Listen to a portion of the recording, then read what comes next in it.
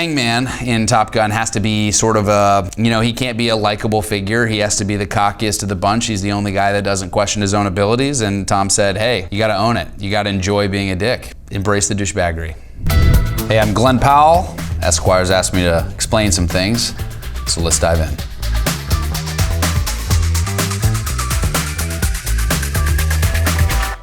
Top Gun 2 star was almost concussed by Tom Hardy in Dark Knight Bane stunt. I shot a small role in The Dark Knight Rises. I play stockbroker number 2. We rehearsed the stunt a couple times where basically Tom Hardy's supposed to give me a little tap on the back of the head before he slams so I can kind of put my arms down. Tom's a strong man. Also, we got caught up in the moment and he just slammed my head into the keyboard. I kind of awoke from a daze and Chris Nolan came up to me and said, man, that was perfect. I said, yeah, I think I hit my head pretty hard on that keyboard. And Chris goes, can you do it again just like that? And I said, yeah, whatever you need. And he goes, I'm kidding, go to see the medic. We'll see you on the other side. So you do whatever you can for your art. And Christopher Nolan has a great sense of humor. Top Gun 2 star got a real pilot's license for Maverick movie role. We trained in all sorts of airplanes. We trained in the Cessna, the Extra 300, the L-39, then the F-18. Through that process, you're also watching Tom Cruise show up to set in his own P-51 airplane. And he's also like flying on and off with a helicopter. He just makes aviation look so cool. So of course you catch the aviation bug. So after wrapping Top Gun Maverick, I decided to become a full-blown pilot, and Tom treated me to some flight lessons, and so I got my pilot's license, and now I'm a full-blown pilot, flying myself around. Not everywhere. Tom Cruise told Glen Powell to embrace douchebaggery in Top Gun Maverick. What do you think Tom meant by this? I think Tom was talking about the character. I don't think he was talking about me to embrace my douchebaggery. Hangman in Top Gun has to be sort of a, he can't be a likable figure. He has to be the cockiest of the bunch. He's the only guy that doesn't question his own abilities. And Tom said, hey, you gotta own it. You gotta enjoy being a dick. Embrace the douchebaggery. I'm not talking to you guys. I'm talking about me in this role. Be a nice person. It's way cooler. Do you remember your audition for your very first role in Spy Kids 3D Game Over, the classic Oscar-nominated film, Spy Kids 3D Game Over? I actually auditioned for 2 characters named E-Dog and Logos. I remember being in an audition room as the last 3 of us for 2 roles, and it's like me and then these 2 grown men with goatees. And I was like, what am I doing here? And then Robert Rodriguez ended up getting me the role of Long-Fingered Boy, which really changed my life and really started a love of film. So you're never out of the fight. You don't know when wins are gonna happen. Expendables 3 star Glen Powell reveals the cast members he can and can't take down in a match. I would never challenge any of the Expendable cast members to a fight unless they were sleeping. Yeah, that's not a fight I'm willing to take. Have you ever gotten to work out with any of your co-stars? Yes. I have gotten to work out with pretty much all the Expendable cast members. They all take their gym workout very seriously, and they all have, it's like taking a time machine. You get to work out in the 80s with all those guys. I really want to go to Gold's Gym with Arnold Schwarzenegger. So if you're watching this, Arnie, I'm your guy. Saddle up. I think he works out really early. Me too. What kind of genre would you like to do together next? It's a good question. Honestly, the rom-com genre is really fun. I think we just have to beat it, figure out what makes it fun and different, but there's no better way to go to work than to work on a rom-com. How Glen Powell nearly exposed himself to John Stamos on Scream Queen set.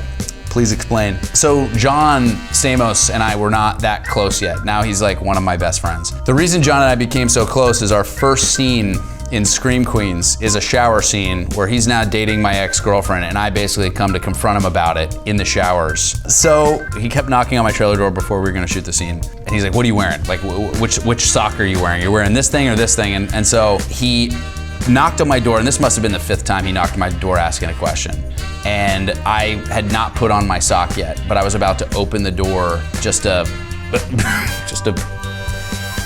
make him eye level with opening the trailer door, and he was on Instagram Live. So that would have been a rude, that would have been a hell of a door open. Glad I didn't do that, but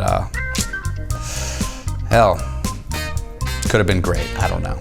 Everybody Wants Some was a really special movie for me because when I got that movie, that was really my first big break, not only to be one of the leads on a movie, but also to work with like an iconic filmmaker, Richard Linklater, and to do it as like the spiritual sequel to Dazed and Confused, which is one of my all-time favorite movies. That set was incredible because every guy on that movie is still best friends to this day. We, built this movie together and we felt like a real baseball team in 1980, and it was really special. So when that movie ended, it really felt like the end of an era. It felt like the end of the greatest party I'd ever been to. So, and thank goodness, you continue to work, but that movie will go down as maybe my most special film experience. Twisters. Would you ever go storm chasing in real life? Absolutely. The crazy part about chasing storms, when you are trying to chase down a tornado, they don't appear on a schedule. If you have any sort of things to do during that day, you gotta cancel those plans. So while we were shooting, we were not able to actually go chase tornadoes, but we did have an actual tornado descend on our set and everybody had to leave. So we didn't chase tornadoes, tornadoes chased us. What was the writing process like for Hitman? Were you nervous to write with Linklater? He's honestly been a guy that I've been looking up to for forever, and we really found a great creative rhythm on Everybody Wants Some. And so after making that movie, I really didn't have any reservations about writing with Rick. And one of the coolest parts about being in Hollywood is like people that you idolize working with, you end up working with them and then, heroes become colleagues. So I feel like that was a very easy process. All of your alter egos believe all pie is good pie. Do you agree with that sentiment? All pie is good pie is actually a real phrase that the real guy, Gary Johnson, would say when he would sit down with people who thought he was a real hitman. As his confirmation phrase, he would say, "You're gonna ask me, how's your pie? And I will say, all pie is good pie. And that's how you know I'm the hitman you're looking for." Do I agree that all pie is good pie? Absolutely not. There are some really disgusting pies out there. Do not try everything because some people are reckless with their pie making. What's the secret to playing multiple personas in one film? The benefit that I had in Hitman is that a lot of these are actually based on real characters that Gary Johnson would play. I got to go through all these police debriefs and listen to recordings of the real Gary Johnson sitting down with people who thought he was a real hitman. So a lot of these are based on those characters, and then the rest of it, since real retail hitmen do not exist, people think they exist, so they really are pulling from pop culture and movies and books and television shows and all these things. So you'll see when you watch this movie where I pulled those things from. See if you can figure it out. Which of your characters would you most like to have a meal with and why? Gary Johnson. The character I play in Hitman, I really wish I could have met the real Gary Johnson. Richard Linklater got a chance to meet Gary and hang with him. Apparently he was a really cool dude. I feel like he would have been proud of this movie, so send this one up to Gary Johnson. All right, I'm Glen Powell. Thanks for watching.